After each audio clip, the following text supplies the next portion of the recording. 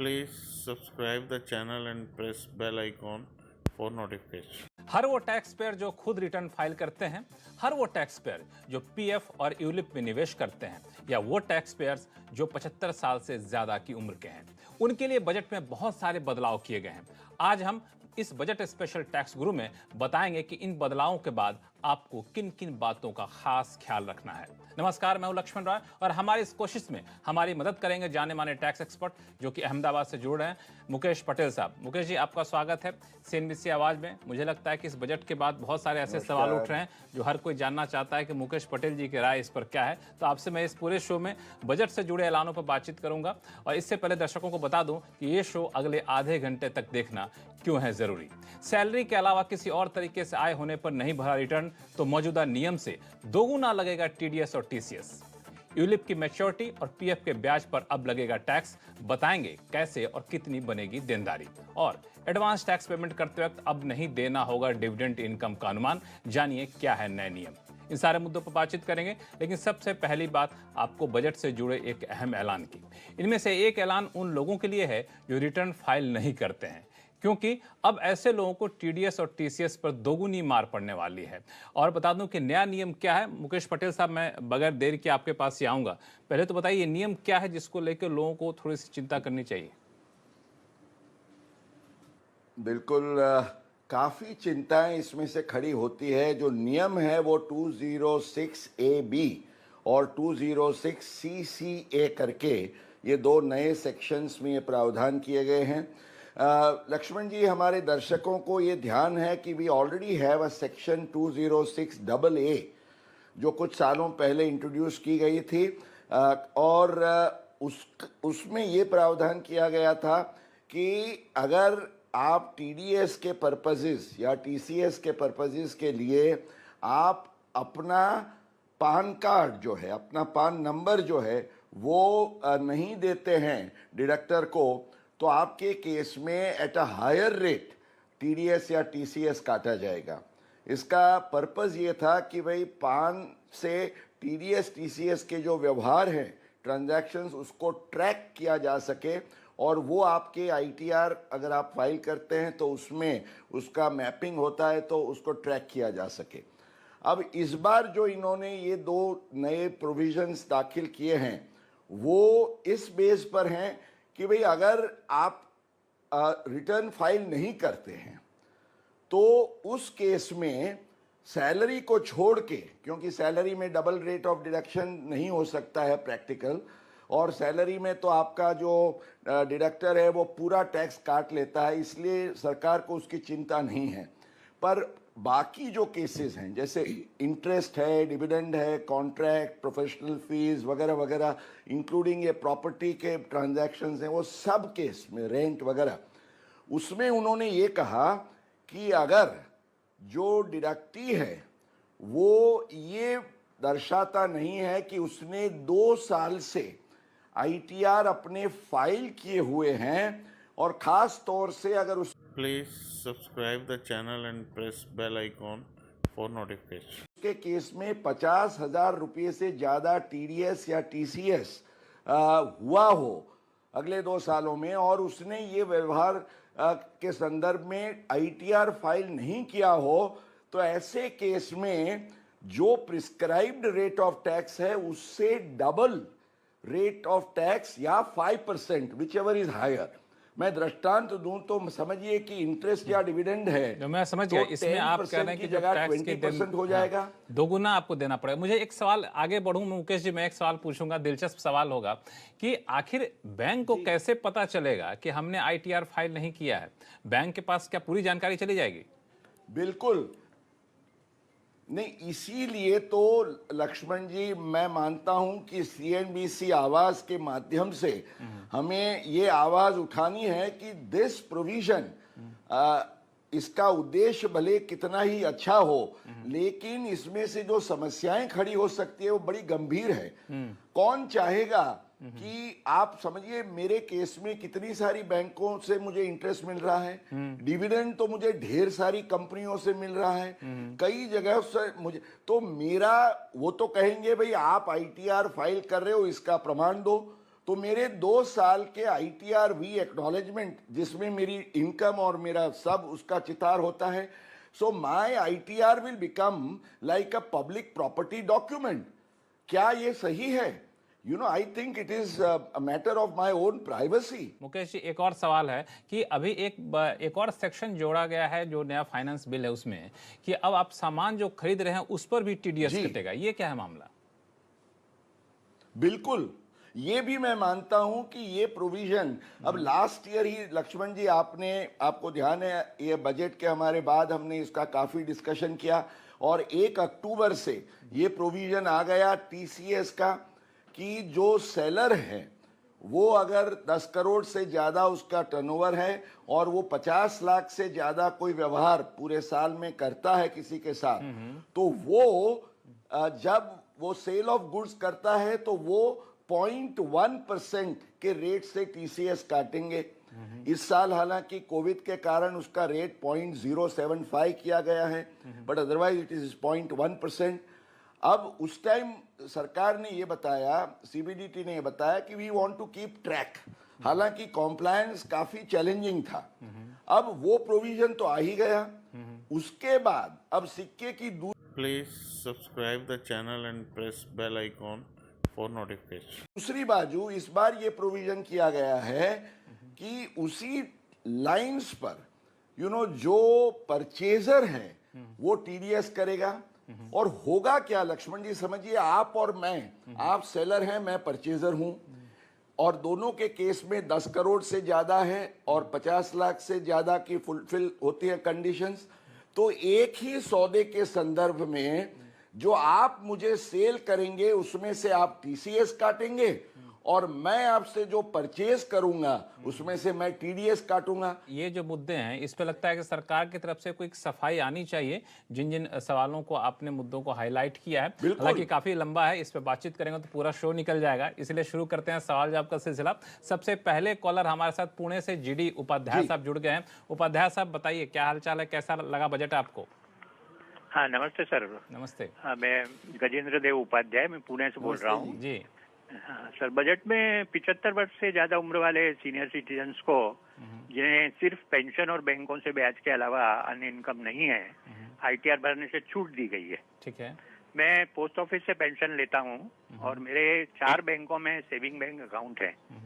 मेरे सवाल हैं, पहला कि क्या हमें ओल्ड रिज्यूम के सभी फायदे जैसे स्टैंडर्ड डिडक्शन, 1.5 लाख तक ATC में सेविंग, 50,000 तक ब्याज में छूट इत्यादि मिलेंगे? दूसरा, बैंक क्या सिर्फ FD का ब्याज काउंट करेगा या सेविंग बैंक का भी ब्याज काउंट करेगा? तीसरा, यदि बैंक या पोस्ट ऑफिस गलती से TDS काटने में गलती करता है तो क्या रिफंड क्लेम करने के लिए ITR भरना होगा? 75 वर्ष के ऊपर इन्होंने एक नई कैटेगरी का नामाभिधान किया, स्पेसिफाइड सीनियर सिटीजन्स। बोले उनके लिए हम एक खास सुविधा उनको हम देंगे कि उनको सब्जेक्ट टू सर्टेन कंडीशंस उनको आयकर का जो रिटर्न है वो फाइल नहीं करना होगा। अब ये on the face of it तो बहुत अट्रैक्टिव लगता है, पर उपाध्याय जी के सवाल में ही ये जो बातें हैं, अब उनको मैं महदअंश से निराश करूंगा क्योंकि उनके केस में तो ये फायदा मिलेगा नहीं। क्योंकि Lakshman ji, when you read the fine print, उसमें ये लिखा गया है कि स्पेसिफाइड सीनियर सिटीजन कौन होगा। भारत का रेसिडेंट जो 75 साल से ज्यादा है, जिसको पेंशन की ही आय है, वो भी समझ सकते हैं, you don't want business profession को ये फायदा देने के लिए, पर उसके साथ ये कहा गया कि पेंशन के आय के साथ हम आपकी इंटरेस्ट की इनकम मानेंगे, पर interest income should be deposited in the same account जहां आपका पेंशन का अकाउंट है, और उसके सिवा आपकी और कोई भी इंटरेस्ट, डिविडेंड, कोई भी प्रकार की आय नहीं होनी चाहिए। तो इसका मतलब ये हुआ कि इसका फायदा कौन ले सकेगा, और ऐसे कितने सीनियर सिटीजन्स निकलेंगे मुझे लगता है कि जिनको भले सुनने केवल में पेंशन मुकेश जी मिल लगा कि सारे सीनियर सिटीजन को बड़ी राहत दे दी गई है, लेकिन ऐसा नहीं है। जो फाइन प्रिंट्स आप बता रहे हैं उसके हिसाब से चलें तो अधिकांश सीनियर सिटीजन इसके दायरे से बाहर आ जाएंगे, क्योंकि उनको पेंशन के अलावा भी कई सारी आमदनी होती है, कहीं रेंटल बिल्कुल। इनकम हो रहा होता है, कहीं ब्याज से आमदनी हो रही होती है। बिल्कुल, मुझे लगता है ये बिल्कुल। काफी महत्वपूर्ण मैं मुद्दा है, खाली इस पर ध्यान देना उपाध्याय जी चाहिए। के सवालों का हाँ बताएं, थोड़ा संक्षिप्त में बता दें तो अच्छा रहेगा, समय कम है मुकेश जी। हाँ हाँ, मैं खाली इतना कहना चाहता हूं, उपाध्याय जी को चिंता का कोई अन्य कारण नहीं है। उनको रिटर्न भरना पड़ेगा, और जो जो फायदे उनको अभी मिल रहे हैं लक्ष्मण जी, वो सब मिलते रहेंगे। एक और रिटर्न का मामला चला है, तो एक सवाल मैं आपसे पूछ लूं, ये रिटर्न मुकेश जी, फाइलिंग से फ्रीडम नहीं मिलेगी। रिटर्न फाइलिंग से फ्रीडम नहीं मिलेगा, क्योंकि इसमें कई सारे फाइन प्रिंट्स है जिसका आपको ध्यान रखना पड़ेगा। उस फाइन प्रिंट्स के दायरे में आप आ जाते हैं। मुकेश जी, संक्षिप्त में रिटर्न फाइलिंग को लेकर एक और ऐलान किया गया है कि प्री फिल्ड ITR आपके पास दिखेगा। इसका क्या मतलब हुआ? इसका मतलब ये हुआ कि सरकार आपको कहती है कि आप सतर्क रहें, क्योंकि आपके आज तक तो खाली सैलरी और इंटरेस्ट का ट्रांजैक्शन प्री फील्ड में आता था।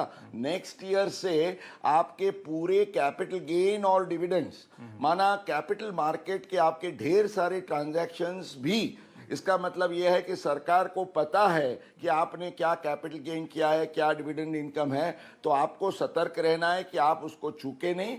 और आपको ये फायदा ये रहेगा कि आपके रिटर्न में ही आ गया, इसलिए ये this will not escape your notice. I think it's a good. मुझे लगता है कि अच्छी बात भी है। आप अगर भूल भी गए तो ITR में पहले से भरा हुआ आ जाएगा क्या क्या आपने आपके ऊपर देनदारी बनती है। चलिए फिलहाल वक्त है छोटे से ब्रेक का। ब्रेक के बाद आपको बताएंगे यूलिप की मैच्योरिटी और PF के ब्याज पर कैसे लगेगा टैक्स और कितनी बनेगी देनदारी। लौटते हैं छोटे से ब्रेक के बाद।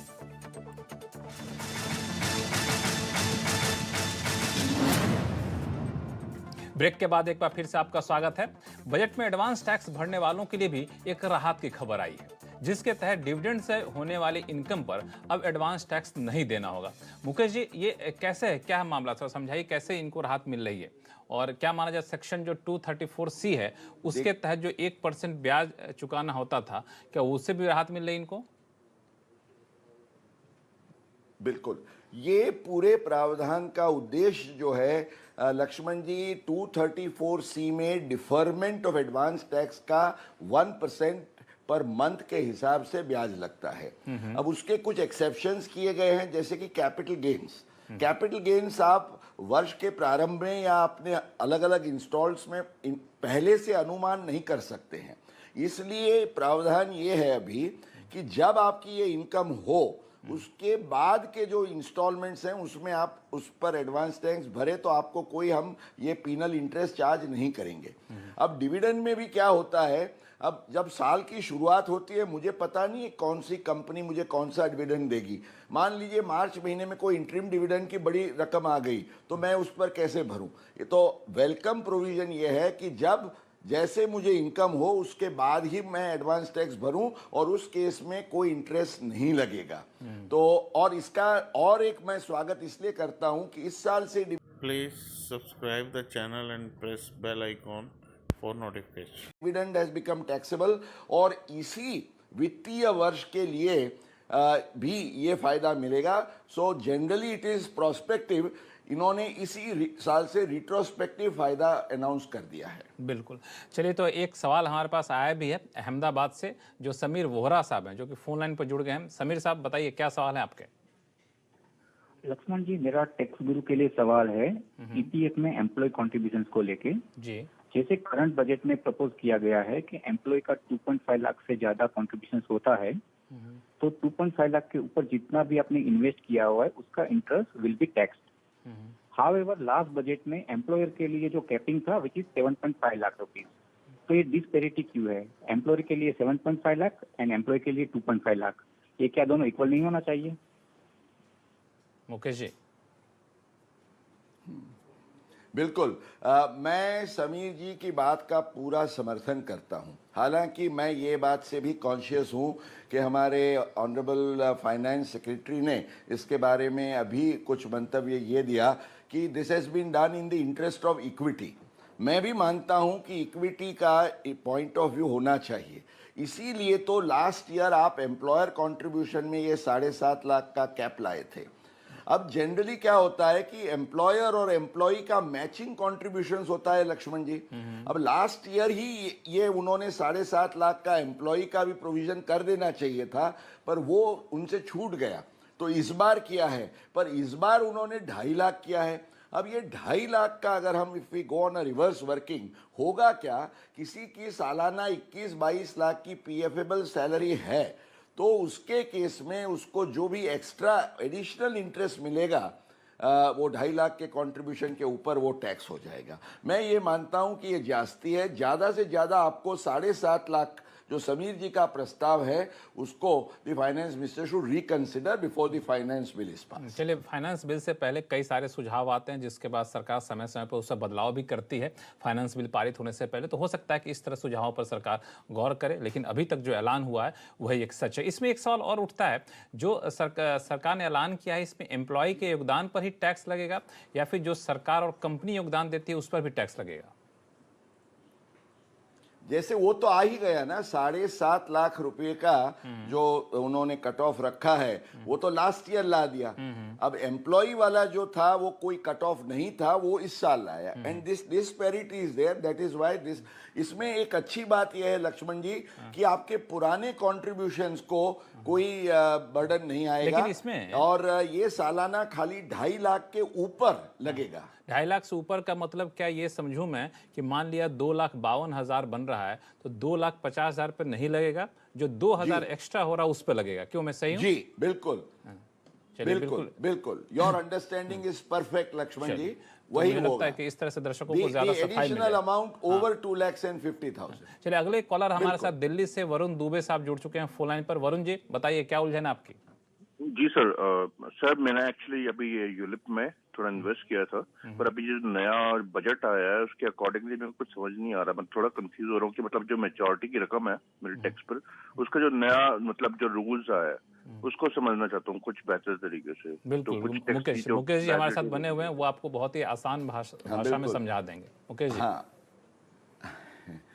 नहीं दुबे जी, ऐसा है कि जब से कुछ सालों से ये mutual fund, equity mutual funds का टैक्सेशन आ गया, equity Please subscribe the channel and press bell icon for notification. Shares के साथ, तब से लेके ये इंश्योरेंस और कैपिटल मार्केट का कॉम्बो करके जो सेक्शन 10(10)(d) में इंश्योरेंस के लिए जो एक खास तौर से छूट दी गई है, उस छूट के संदर्भ में काफ़ी कुछ टैक्स प्लानिंग के मार्ग के हेतु सर, ये जो कंपनीज थी वो लोग ये यूनिट लिंक इंश्योरेंस प्लान्स लेके आते थे, जिसमें इंश्योरेंस का ऑब्जेक्टिव दिखा के, हालांकि उसको कैपिटल मार्केट के साथ लिंक करके, और अगर ये 10(10)(d) के तहत उसका प्रीमियम अगर 10 साल में स्प्रेड ओवर है, 10% से ज़्यादा नहीं है पॉलिसी की वैल्यू से,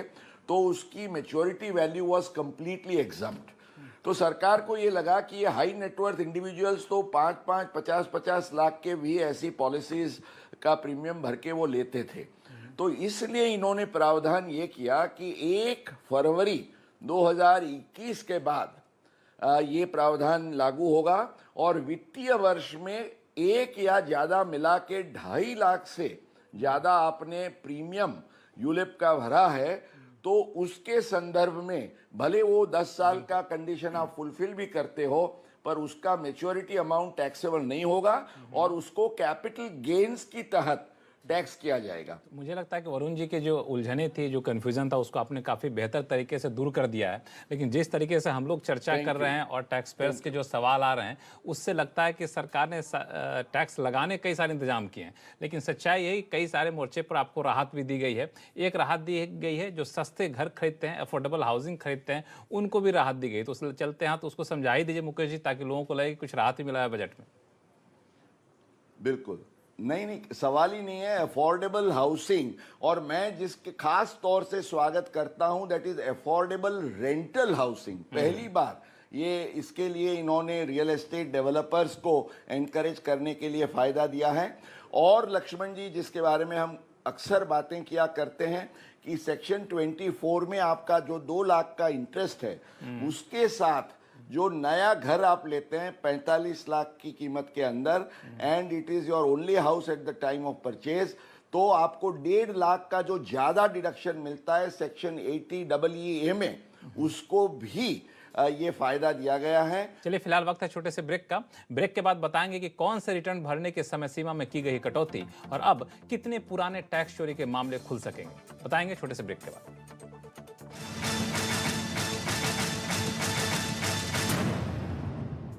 ब्रेक के बाद एक बार फिर से आपको स्वागत है। आप देख रहे हैं बजट स्पेशल टैक्स ग्रुप, जहां बजट में किए गए ऐलानों की बारीकी आपको समझा रहे हैं और बता रहे हैं कि आपके लिए Please subscribe the channel and press bell icon for notification. किन किन प्रावधानों के बारे में जानना है बेहद जरूरी। चलिए अगले कॉलर हमारे साथ जुड़ चुके हैं मुंबई से सुनील भयानी साहब। सुनील जी बताइए क्या सवाल है आपके।